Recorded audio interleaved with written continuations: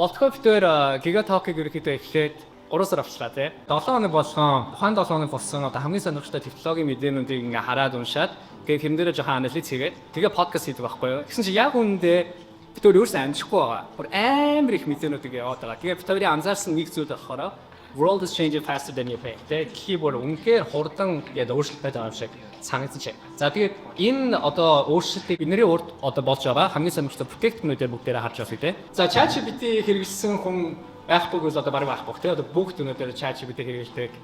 ChatGPT-аар за OpenAI гэх компани байгаа. Нөө Sam Altman саяхан бас Gigatalk-ын талаар бас нэг үг хэлсэн байх шиг байсан. Клуб дээрээ сонирхоо. Happy to be at Gigatalk. I think Gigatalk is the best podcast in the world right now. Let's do this thing! Sam Altman тэ 7 хоног болгон нэг мэдээ гаргаж ирж байгаа. Тэгээ зарим мэдээтэй би бол санал нийлдэг, заримтай нь санал нийлдэггүй. Гэтэ Gigatalk одоо дэлхийн хамгийн сайн подкаст гэдэгтээ бас санал нийлж байгаа. За Sora гэдэг юм байна. Өөрийнхөө ямар ч ингээд дуртай промптыг өгөөд тэндээс ингээд видео generate ингээд хийдэг болцсон байна. That's amazing. За Genie 3 одоохондоо арай гараагүй байгаа. Pilot хэмжээндээр байгаа. Genie 3 нь болохоор Alphabet буюу Google компани гаргасан бүтээгдэхүүн. Энэ бүтээгдэхүүн яадаг вэ гэхээр ChatGPT ерөнхийдөө яг адилхан prompt өгнө. Гэхдээ юугаар өөр вэ гэхээр тэр prompt-ийг чинь шууд одоо interactive ертөнц гэж байгаа. За Монгол Empire те хар хором тухайн үед нийслэл нь ямар байсан бэ гэх юм бол тэр ертөнцийг шууд гаргаад өгөх боломжтой ийм бүтээгдэхүүн өнөөдөр удахгүй одоо яг бидний өмнө гарч ирэх гээд байж байна. Тэр дотроо болохоор чи өөрийнхөө ертөнцийг бий болгочоод ертөнц дотроо дахиад prompt өгөөд авах юм бол тэр нь ингээд яг одоо нэмэгдээд addition байдлаар ингээд яваад байна гэсэн үг. Тэр дотроо чи бас хүмүүсийг буюу одоо NPC гэж ярьдаг те тоглоом тоглоход NPC-нүүд ингээ оруулаад ирээд олж олно. Тэгээд ингээ явсаар байгаа тэр чин баг хүн болгон өөрийн гэсэн одоо симуляц буюу баг ертөнцийг тэр дотор нь ингээ NPC-тэй бий болгох боломжтой баг болж байгаа байхгүй хэдэн жилийн дараа гэхэд. За тэгэхээр бас нэг сонирхолтой асуулт байгаа те. Тэгэхээр хүн болгон өөрийн гэсэн одоо ертөнцийг бий болгоод тэр дотроо ингээ NPC-нүүд хийгээд тэгсэн чинь тэр NPC-нүүд нь болохоор өөрсдөө тэр дэлхийгээ яг өөрийнхөө одоо яг жинхэнэ одоо дэлхийн ертөнц гэж бодох юм бол тэр чинь баг нөгөө симуляцийн онолтой жоохон ойртой хэлж байгаа байхгүй юу. Тэгээд ойрын үед хүмүүс одоо иймэрхүү технологийн төвшөлт гараад ирсэн чинь бидний өнөөдрийн амьдарч байгаа дэлхий баг бид нар симуляц дотор ингээд амьдарч ийн үгүй юу гэсэн одоо концепт гэх юм уу теори нэлээд бас гараад байгаа. За энэ яадаг машин билээ? Autonomous car те. За бас Google-ийн Moonshot Factory-ийн доор байгаа компани Waymo гэдэг. Тэр нь болохоор autonomous car гэдэг яг өөрийгөө одоо 100% удирдаад ингээд явах ямар ч жолоочгүй ийм машиныг гараад ирсэн байгаа. За тэгээд Америкт бол 5 хотод аль хэдийн үйл ажиллагаагаа явуулаад эхэлсэн. Тэгээд дэлхийд даяар одоо өргөчгөөд бас Европоор ингээд өөрсдийнхөө одоо үйл ажиллагааг ерөөхдөө хилээд явж байгаа. За тэгээд autonomous car гэдэг чинь ерөнхийдөө дотроо бас нэг хідэн левелүүд байд юм билэ. Одоо бидний ундаг машин бол нэг level 1, level 2 ч юм уу те. Заавчгүй ард нь ингээд жолооч байх хэрэгтэй. Энэ машин болохоор level 4 гэдэг нь. Level 4 гэдэг нь яадаг вэ гэхээр яг нэг тодорхой нэг одоо region дотор, нэг circle дотор болохоор яг ямар ч supervision байхгүйгээр ингээ өөрөөгөө удирдаад явах боломжтой ийм машин. За тэгээ ирээдүйд юу болох гэдэг нь гэхээр level 5 гэдэг одоо машин гарч ирнэ. Level 5 гэдэг машин болохоор чи энэ тухай Waymo машиныг дэлхийн хаанч ерөөхдөө тавьж олно. Тэгээ тэр машин өөрөөгөө удирдаад явах одоо бүрэн боломжтой тийм машин ерөөхдөө гарч ирэх гээд байна. Тэгээ нэг сонирхолтой статистикийн хувьд бол бараг дэлхийн хамгийн одоо их ажлын байр үүсгдэг ажлуудын нэг нь болохоор жолооч байгаа байхгүй. Солонгос гэсэн та нар харж байгаа тийм зөндөө олон ажиоши гэдэг лээ тийм. Ахнаар ингээд машин ингээ унаа яваад байдаг. Тэгэхээр тэр одоо бараг ингээд ирээдүйд бараг байх болох гэдэг юм шиг харагдаж байгаа. За ийм бүтээгдэхүүн бас ингээ явж байна. За энэ нэг бас робот байна. Tesla-гийн Elon Musk-ийн гаргасан Optimus гэдэг робот байгаа. За тэгээд робот бол энэ сүүлийн хэдэн жил бас химэл оюун ухаан бий болсноор нэлийн хурдцтай хөгжиж байгаа. Роботыг ерөнхийдөө дотор нь бол хоёр байж байгаа. Эхнийх нь болохоор task oriented robot, хоёр дахь нь болохоор general oriented robot гэх юм уу. Тэгээд task oriented robot гэхээр нарийн үйлдэлийг зөвхөн хийдэг тийм робот байгаа. General oriented robot гэдэг нь болохоор одоо ерөнхий үйлдэлтэй. Тэр робот ерөнхийдөө юу ч хийж болох тийм роботыг ерөнхийдөө ирээдүйд гарах гээд байгаа. Тэгээд тийшээ бол маш их мөнгө, маш их хөрөнгө оруулалт өнөөдөр бол ингээд зарцуулагдаж байна. Тэрнийх нь нэг бол ингээд Tesla-гийн Optimus гэдэг робот байгаа. Тэрний өөр нэг робот сайхан 7 хоногийн өмнө Boltco-тероос Gigatalk дээр ярьжсэн. Тэр нь болохоор Alphabet буюу Google-ийн гаргасан бас нэг робот. Тэр робот нь гэхдээ яг өнөөдөр юу гэдэг вэ гэхээр хувцас ивэх чадна. Тэгээд ер нь that's about it. Тэгээ өөр баг юу ч хийж чадахгүй. Тэгэхээр одоохондоо бол бас нэлийн анхан шатантай байгаа. Тэгвэл ирээдүйд бол роботууд бол хувцас ивхэн. За тэрнээсээ дараа нь одоо шалыг чинь угаана. Тэгээд ерөнхийдөө гэр орны чинь бүгдийг ингээд цэвэрлж эхэлнэ. За тэгээ бүр цаашаа бол ерөнхийдөө баг юу ч хийх боломжтой тийм ерөнхий роботууд бол гарч ирэх нэлээд боломжтой болсон гэж бол харж байгаа юм лээ. За би энэ хамгийн сүүлийнх нь 7 хоногийн өмнө 2 хоногийн өмнө манай Samsung компани Galaxy XR гэдэг VR маягийн одоо AR team set гаргасан байгаа. Тэрнтэй яг адилхан Apple ч гэсэн өөрөө Apple Provision гаргасан тий. Өмнө Mark Zuckerberg Meta дээр ч гэсэн одоо Oculus гэдэг ерөөхдөө явж байгаа. 2-3 жилийн өмнө яг Follow Your Dream дээр нэг Metaverse талаар би бас нэг presentation өгч ирсэн. Metaverse ч гэсэн буцаад бас агуу сонирхолтой болж эхэлж байна. AI хэмээл оюухан бас хөгжснөөрөө энэ virtual reality, hybrid reality, augmented reality гэдэг эдгээр ч гэсэн ерөөхдөө бол нэлээд бас хөгжиж эхэлж байлаа. За тэгээ Galaxy XR гарвал миний купоныг хэрэглээд 30% автлаа. Би өөрөө ч тийм юу дискаунт байдаггүй. Чамд байгаа юу? Нарахоо. Чамд авах хэрэгтэй. Окей. За ерөөхдөө ийм зөндөө олон сонирхолтой бүтээгдэхүүнүүд байна. Тэгэхээр бүгд ингээ өөрөөр зориулттай тий. Бүгд өөр гэсэн тийм purposeтэй. Тэгсэн мөртлөө тэр дунд яг нэг тийм ижил төстэй зүйл байгаа тий. Тэр нь бол одоо надад хэлэхдээ бүгд мэдж байгаа. Тэр нь бол яхаарахгүй хэмэл оюухан. За AI. Everyone's talking about AI. Тэг хүн болгон хэмэл оюухан гэж ярьж байна. Яагаад хүн болгон AI яриад байгаа юм бэ те? Everyone's going crazy. За энэ бол нэг зүгээр хідэн зургийг нийлүүлээд тавьсан байгаа те. За хамгийн зүүн дээр талаас нь харъя л та.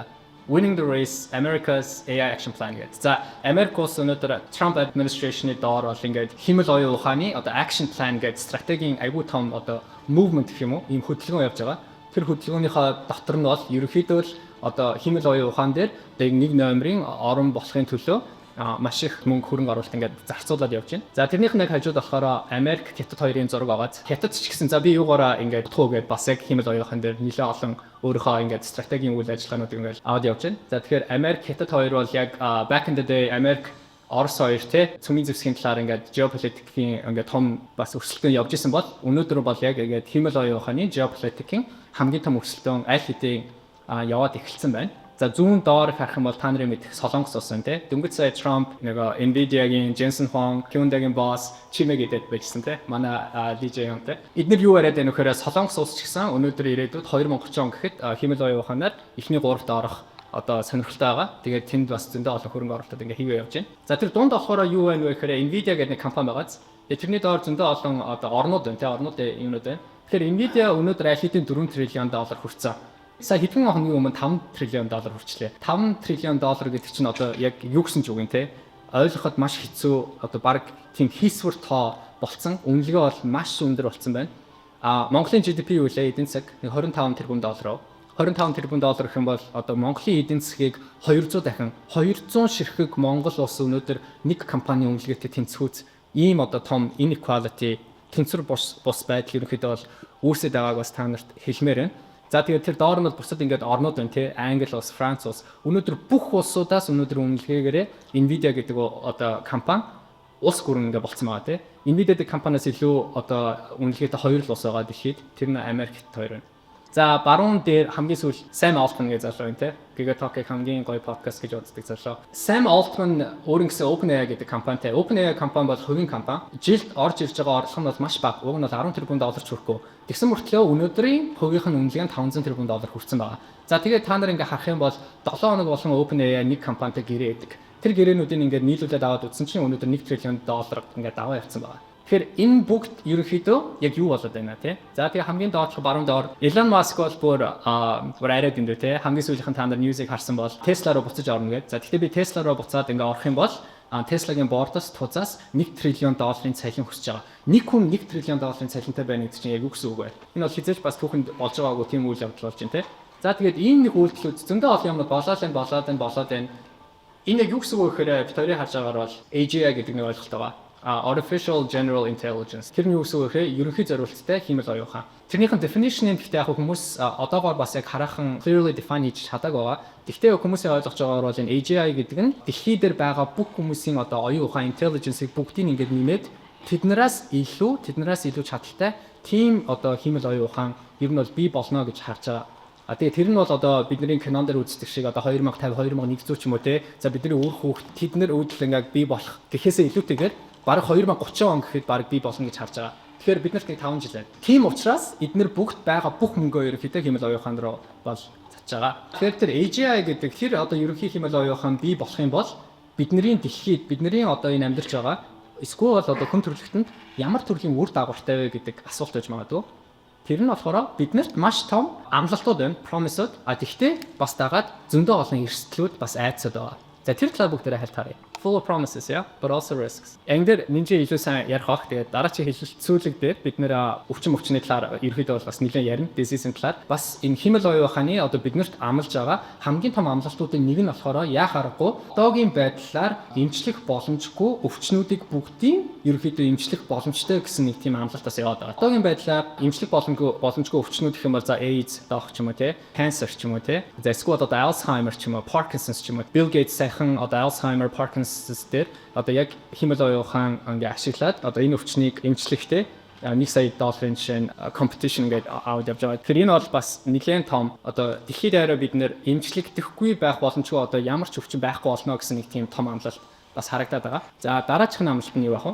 Happy life. Энэ нь юу гэсэн үг гэхээр химэл оюухан бий болсноор өнөөдрийн хүн болгоны одоо бүтээмж маш өндөр хувиар өсөж байгаа тийм. Ерөнхийдөө зарим нэг статистикийг харахад бол бараг 40-50% аль хэдийн өссөн байгаа. Тэгэхээр эн чинь юу гэсэн үг вэ гэхээр хүн болгоны бүтээмж, ажлынхын бүтээмж өсөж байх юм бол тухайн одоо чиний ажиллаж байгаа компаниудын ч гэсэн бүтээмж тэр даяараа өснө. Тэгэх юм бол компани болгоны бас ингээд ашиг бас өндөр болно. Тэгээд бидний бас оруулж ирж байгаа бүх бүтээмжүүд ингээд өсөөл яваад байх юм бол бүр том зургаар харах юм бол эдийн засаг маань бас нэлээд өргөжөөд тэгээд бид нэрээ ямар нэгэн ажлыг илүү одоо оновчтой, хурдтай, efficient ингээд хийгээд байх юм бол бид нар ч гэсэн ингээд бас илүү цаг гарна. Тэгэхээр бид нар өөрсдийнхөө одоо гэр бүлтэй ч юм уу, үр хүүхэдтэй ч юм уу, эсвэл одоо сул цаг илүү гарна. Тэрэндээ ингээ хоббитэй болно.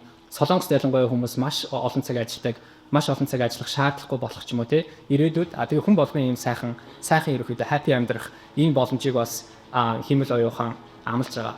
За гуравт энэ бол одоо бүр ирээдүйд те. Химэл оюухан одоо бий болсноороо бүгдээрээ химэл оюухан гэсэн хэлбэрээр AGI бий болсноороо бид нэр одоо university илүү бараг таних боломжтой. За одоогоор бид нар бол өөр ямар ч одоо өөр газар ингээд амьдрах одоо амьдрал бол байхгүй байгаа. Гэхдээ бид нар Марс руу явах ёстой ч юм уу те. Эсвэл за Milky Way galaxy-га илүү судлах ч юм уу. За магадгүй бараг харь гаргийн хүмүүстэй одоо уулзах ч юм уу. Тэр бүх зүйлүүдийг бас энэ химэл оюухан бол амлаж байгаа. За гэхдээ нөгөө талаасаа бас эрсдлүүд байна. За буруу эрсдэл та нарт хальт дуртай гэж бодсон.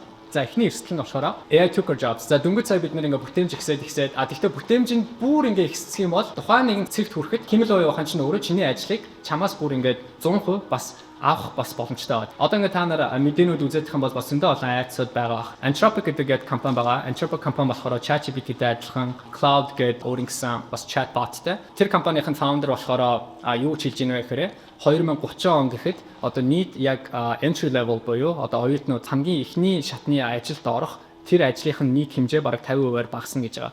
Яагаад гэвэл компаниуд тиймэрхүү төрлийн ажлыг химэл оюуханаар орлох боломжтой гэж шинэ хэлж байгаа. За энэ 7 хоног юу болсон гэхээр Amazon гэдэг компани түүхэндээ байгаагүйгээр хамгийн их хүмүүсийг одоо ингээд халж байна. Тэр нь болохоор 30 мянган хүн ингээд халаад эхэлсэн байгаа. За Duolingo гэдэг та нар Duolingo авч лээсэн байх уу app байгаа. Duolingo болохоор дахиж хизээч бараг одоо контракт хүмүүсийг авах шаардлагагүй те. Duolingo чинь яаж ажилладаг вэ гэхээр 60 гаруй одоо ийм хэлтэй байгаа. За тэгээд тэр хэлийг болохоор нутагшуулахын тулд орон болгоныхоо хил болгон дээр ингээ контракторуудыг авч тэднэр дээр ингээ трейн хийдэг байсан бол одоо тийх ямар шаардлага болсон ч юм уу те. Тэгэхээр бас нөгөө талаасаа энэ ажлыг орлох бас нэг тийм айц бол яг аргагүй яваад байгаа. Хоёр дахь эрсдэл. What is real гэж байгаа те. Ерөөсөө үнэн үг нь мэддэхгүй. Ерөнхийдөө fake news бол амар ер нь бол дэлгэж байгаа. Та нар ч одоо ингээ Instagram, TikTok ингээ нэлээд scroll дол явж байгаа бах те. Тэгээ зарим за is it AI, is it not гэх юм яг үндэ бол би бол баг мэдхгүй мэлээ. I'm too old to actually notice that. Тэгээ ерөнхийдөө энэ fake news гэдэг бол бас нэлээд том асуудал болж ах шиг байна. Химэл оюуханы энэ эр үед. За тэгээд 3 дахь эрсдэл нь бол арай жоохон dark. Нөгөө Terminator гэх кино байдаг те. Тэр кино чинь ерөөхдөө бодит одоо documentary юм уу гэмээр бас зарим хүмүүс илүү поло байдлаар бол ингээ харж байгаа. Энэ тал дээр бол зөндөө олон судалгаа бас явагдаж байгаа. 2027.org гэдэг ерөнхийдөө бас 2027 он буюу 2030 он гэхэд хүн мөнгөнийхөө боол болно гэдэг шиг хүн төрөлхтөн өөрийнхөө бий болгосон технологийнхоо боол болох бас боломж бол ингээд ерөөд бол харагдаж байгаа. За тэгээд иймэрхүү төрлийн бас эрсдлүүд байгаа шүү гэдгийг та нарт бас хэлмээр байна. За тэгвэл бид нэр өөрсдийнхөө ирээдүйдээ одоо өөрсдөө яаж бэлтгэх вэ те? Мэдээж энэ дээр нэг зөв хариулт байхгүй бах. Надад ч гэсэн яг үнэндээ та нарт хэлээд байгаа хариулт байхгүй. Гэхдээ зүгээр санд болох тийм зөвлөмжүүд бол байна. Хамгийн ихнийх нь болохоор stay informed. Мэдээлэлтэй ойрхон байгаасай л гэж та нараас хүсмээр байна. Би ямар үед төрсөн вэ? Мэдээлэл хомсдол үед төрсөн те. Одоо бол мэдээлэл хомсдол бол хизээч биш. Энэ яг эсрэгээр болсон. If anything мэдээлэл их үед одоо бид нар байгаа те. Тэгэхээр ерөнхийдөө та нарт ямар ч тийм одоо excuse байхгүй юм уу? Тэгээд world is getting smaller гэж бас ярьдаг те. Дэлхий ингээд хит жижигрээд байгаа. Тэгэхээр бид нар за би зөвхөн Монголд байдаг, би зөвхөн одоо Солонгост байдаг ч юм уу те. Би зөвхөн уртхаа хийж ин гэхээсээ илүүтэйгээр дэлхий ингээд жижигрээл байгаа учраас мэдээлэл та нартай дэлхий дээр юу болж байгаа тэр мэдээлэлтэй бүгднтэй ерөөхдөө миний бодлоор ойрхон байх хэрэгтэй юм шиг санагдаж байна. Энэ бол тэгээ зөвхөн нэг. Тийм ч учраас Болкоптоор ингээ Gigatalk дээр те дэлхий дээр болж байгаа технологийн ингээ ньюсүүдийг бүгдийг ингээ уншаад та нартаас хүргэхийг ингээ хичээгээд явж байгаа. За хоёр дахь нь stay connected. Миний бодлоор энэ аягүй чухал. Та нар ч гэсэн ингээл одоо за оюутнууд төгсөөд ажилд орох юм бол networking гэж ярьдаг те. Хүмүүстэй ерөөхдөө ойрхон байх. Химэл оюун ухаан бол маш олон зүйлийг хийж чадна өнөөдөр. Тэгэхдээ нэг хийж чадахгүй эсвэл бага хэмжээгээр хийж чадах зүйл нь бол яа харахгүй хоёр хүний хоорондын харилцаа ч юм уу те хүмүүсийн хоорондын харилцаа. Энэ эсвэл зарим хүмүүс нөө IQ гэхээсээ илүү одоо EQ гэдэг те emotional intelligence ч юм уу. Хүмүүстэй ерөөхдөө ойрхон байгаарай, хоорондоо холбоотой байгаарай. Тэгээ хамтдаа бол хүчтэй бас гэдэг. Тэрэн шиг бас follow your dream гэдэг юм гоё ивентүүд монголчууд ингээ хоорондоо ингээ хамт байгаад нэг нэгнээсээ ингээ мэдлэгээ ингээ хуваалцаад ингээд явах миний бодлоор урд өмнөөсөө хамаагүй илүү одоо чухал болж байгаа юм шиг санагдаж байна. За гурав дахь нь stay honest. За энэ амар сонир санагдаж байна уу? Шудраг байгаарай гэдэг. Яагаад энэ надад амар чухал санагдсан бэ гэхээр би бас нэг саяхан нэг юм артикл уншсан. Үнэн мэдээ гэж байгаа. За тэгээ худал мэдээ гэж байгаа. Үнэн мэдээ маш үнэтэй юм байна. Яагаад вэ гэх юм бол чи одоо жишээ нь LinkedIn дээр ч юм уу ямар нэгэн үнэн мэдээллийг чи пост хий гэж бодъё л та. Чи тэрийг үнэн мэдээлэл гэдгийг үнэхээр одоо итгэхийн тулд тэрэнд ингээд зөндөө олон одоо цаг зав гаргах хэрэгтэй те. Яг тэр одоо source-ыг олох хэрэгтэй, цаг зав гаргах хэрэгтэй. Тэр нэлээд болж ийж үнэн мэдээллийг чи өнөөдөр тавьж байгаа байхгүй юу? За тэгэхэд худал мэдээллийг тавихад ямар амархан бэ те? You just put it out of the thin air гэдэг шиг. Тэр сороо дээр би өнөөдөр Sam Altman Gigatalk-ын талаар ярьсан 1 10 секундэд хийгээл ингээл тавьчлаа те. Ингээл энэ бол худал мэдээ. За back in the day буюу одоо 20 30 жилийн өмнө ч юм уу худал мэдээ бол байсан. Гэхдээ одоо худал мэдээг бол ингээд үнэн мэдээгээс ялгарах баг ингээд боломжгүй болсон ийм нийгэмд өнөөдөр бид нар амьдарч байгаа байхгүй юу? Дээр үед бол за нэг 3 мэдээний нэг нь үнэн байдаг байсан бол өнөөдөр баг сая мэдээний нэг нь үнэн байгаа байхгүй те. Тэгэхээр энийг бид нар яах ёстой юм бэ? За мэдээж government зохицуулах хороонуудад регуляц эдэр хийх ёстой л ах л та. Гэхдээ одоо AI label хийж байгаа юм байхгүй ба Instagram дээр ингээл харахаар like what is true? Like no fucking idea. Yeah. Тэгэхээр хүн болгон миний бодлоор та нар дэлхийн иргэн байх ёстой. Like world citizen. Хүн болгон өөр гэсэн хариуцлагатай байх хэрэгтэй. Хэрвээ бид нэр хүн болгон өөрсдөө police хийж чадаад энэ худал мэдээлэлтэй тэмцэж чадах юм бол миний бодлоор одоо тэр fake news гэдэг том эрсдлээс өөрсдөө хамгаалах боломжтой гэж бодож байна. That's why stay honest guys. Stay curious. Сониуч байгаасай. Түрүүн гоё амлалтууд бид нар ярьсан тий. Өвчнгүй амьдралд бид нар болно. За баг literally universe бид нар explore хийх боломжтой. Mars бид нар амьдрах боломжтой. Хүн болгон happy амьдрах боломжтой. Тэгэхээр энэ бүх боломжууд байгаа цагт та нарын үе баг энэ хүн төрлөختний хамгийн азтай үе.